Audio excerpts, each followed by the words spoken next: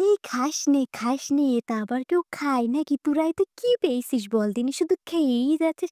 আরে তুই কি বুঝবি রে? ছেলেপিলের কাছে এগুলো যে কি মজা! চকোলেটের থেকেও এগুলো বেশি টেস্টি। শুধুমাত্র শসা দিয়েই বানিয়েছি। কেউ কি বুঝতে পারবে বল? আসসালামু আলাইকুম। Hello my beautiful audience. Hope সবাই অনেক ভালো আছেন। আমিও ভালো আছি আলহামদুলিল্লাহ। আজকের এই যে এই লজেন্সগুলো কিন্তু আমি শুধুমাত্র শসা দিয়ে বানিয়েছি। আর এগুলো খেতে কিন্তু বেশ মজা ছিল। বিশেষ করে বাচ্চারা কিন্তু অনেক ভালো পছন্দ করবে। আসলে আমরা দোকানের যে লজেন্সগুলো কিনি এগুলো কিন্তু অনেক ক্ষতিকর। এজন্য আমি ভেবেছি আজকে একটু লজেন্স কোয়ালিটির কিছু বানানো যাক। এর জন্যই কিন্তু শসা দিয়ে এই জিনিসটা বানানোর আমি চেষ্টা করেছি। মানে এই রেসিপিটা বানানোর চেষ্টা করেছি। এজন্য কিন্তু আমার ১ম এ কতগুলো শসার প্রয়োজন ছিল। শসাগুলো কিন্তু নিয়েছি। শসাগুলো সুন্দর করে ধুয়ে মুছে নিয়েছি। এবার কিন্তু আস্তে, আস্তে কেটে নিচ্ছি। কেটে নেওয়ার পর মাঝখান থেকে কিন্তু আমি স্লাইস করে নেব। আসলে নতুন কোনো জিনিস ট্রাই করতে আমার কিন্তু ভীষণ ভালো লাগে। আর আমি সেই জিনিসটা দেখা মাত্রই আমি কিন্তু নিজেই কিন্তু ট্রাই করে ফেলি। এই যে শসার মাঝের যে বিচের অংশটা আছে সেটা কিন্তু খুব সুন্দর করে আমরা ভালোভাবে কেটে নেব যেন আশেপাশের অংশটা যেন কাটা না যায় সেই দিকে কিন্তু খেয়াল রাখতে হবে।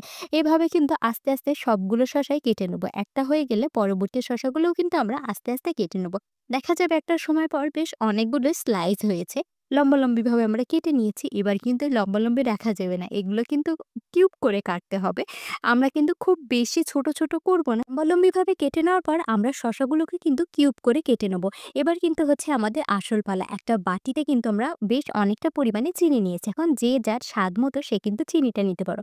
সেটাকে কিন্তু ভালোভাবে ফুটিয়ে নিতে হবে এবং একটা পর্যায়ে গিয়ে আমরা এই শসার স্লাইস গুলোকে ওর ভিতরে দিয়ে দেবো এবং বেশ অনেকটা খানিক সময় কিন্তু রেখে দেবো। এরপরে একটা, একটা বাটিতে সামান্য পরিমাণে নিয়ে নেব আর অল্প কিছু পরিমাণে ফুড কালার দিয়ে দেবো। এভাবে দেওয়ার পরে মানে ১ম এ আমি রেড কালারটা মিক্সড করেছি। পরবর্তীতে আমি কিন্তু ব্লু কালারটা ইউজ করেছি। আমি জানি না ব্লু কালারটা কিন্তু আমি এখানে খুব একটা আনতে পারিনি। আমি জানি না ক্যামেরাতে কি হচ্ছিল। অনেক ট্রাই করার পরও কিন্তু আমি আসলে যেই কালারটা এসেছে সেই কালারটা কিন্তু আনতে পারিনি।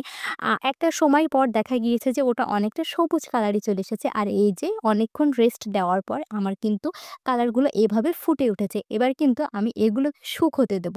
শুকাতে দেওয়ার জন্য কিন্তু সর্বপ্রথম লাগবে আমাদের একটা টিস্যু পেপার। এই টিস্যু পেপারটা আমরা কিন্তু নিয়ে নিয়েছি। আর টিস্যু পেপারটা নেওয়ার পরে আমি যেকোনো একটা জায়গার উপরে বিছিয়ে দেব। আর বিছিয়ে দেওয়ার পর আমি আস্তে, আস্তে যে ফুড কালার মেশানো শসাগুলো রেখে দিয়েছিলাম সেগুলোও কিন্তু দিয়ে দেব শুকানোর পরে। আর হ্যাঁ, এটা দেখতে যে এতটা পরিমাণে প্রিটি লাগছিল বলার বাহিরে। আমি কিন্তু হাত দিয়েই কাজটা করছিলাম। যদিও ১ম দিকে চামচ ইউজ করছিলাম।